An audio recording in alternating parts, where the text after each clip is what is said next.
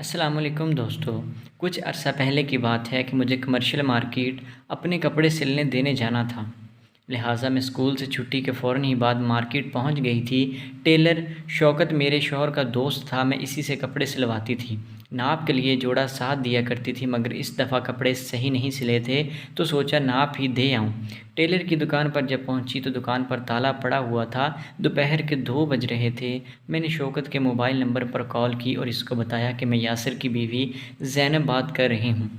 मुझे तुम्हें कपड़े सिलने के लिए देने हैं, लिहाजा दुकान पर आ जाओ। शौकत बोला, भाभी आप कपड़े साथ वाली दुकान पर रख दें और मेरा नाम बताकर जाएं, मैं आकर ले लूँगा। तो मैंने कहा कि शौकत, मैंने अपना साइज़ भी देना है, पिछली बार भी कपड़े तुमने ख़राब बना दिए थे। शौकत बोला कि ठीक है, मैं आता हूँ। तकरीबन 15 मिनट के बाद शौकत आ गया और मुझे कहा, भाभी माज़रत, मैं ज़रा खाना खाने घर गया हुआ था। शौकत ने दुकान का दरवाज़ा खोला और मैं शौकत के साथ अंदर दाखिल हो चुकी थी। शौकत ने कपड़े देखे और मुझे कहा कि चले मैं आपका नाप ले लेता हूँ, और मुझे दुकान के पीछे बने एक कैबिन में लेकर चला गया था।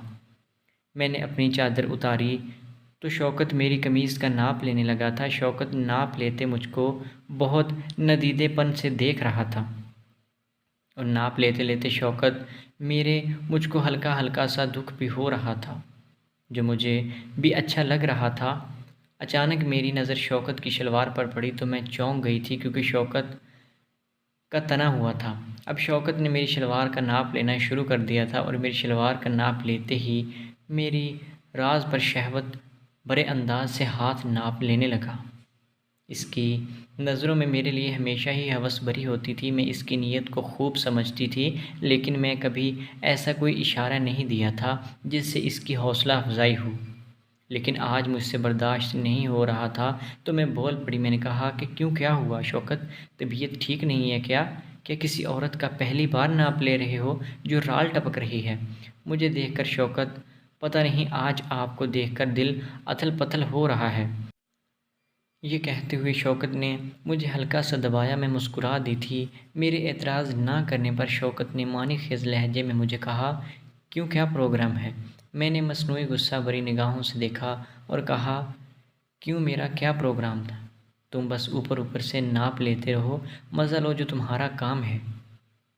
लेकिन हकीकतन मैं बहुत गुस्सा हो चुकी थी और मेरी आंखें गीली होने लगी थी। शायद शौकत को भी मेरी इस कैफ़ियत का अंदाज़ा हो गया था। शौकत ने फ़ौरन दुकान के दरवाज़े को खोला और वापस अंदर आकर नाप लेने लगा और बोला, मैं शबाना शौकत की बीवी का नाम है। कि तुम्हारा ऊपर से फ़ोन आ गया और इसका नाप हमारे वापस आ गया, लेकिन अब तुम्हारी गाड़ी निकालूंगा जैसे तुम्हारी ननद नसरीन की गाड़ी में अपने कर्म निकालता रहता हूँ। ये कहते हुए शौकत ने मेरी गाड़ी और मेरी बाइक पर हाथ फेर कर साफ़ कर दिया।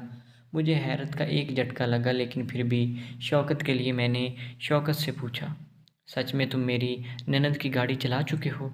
शौकत बोला, हाँ, अभी कल सुबह तुम्हारे और तुम्हारे शौहर के काम पर जाते ही तुम्हारे घर गया था और तुम्हारी ननद की गाड़ी ठीक करके आया हूँ, और आज ज़ैनब तुम्हारी गाड़ी को अपने हाथ की मोहर लगा दूँगा। ये कहते हुए शौकत ने मुझे अपनी तरफ। तो दोस्तों, आपको आज की कहानी कैसी लगी? उम्मीद है कि वीडियो अच्छी लगी होगी।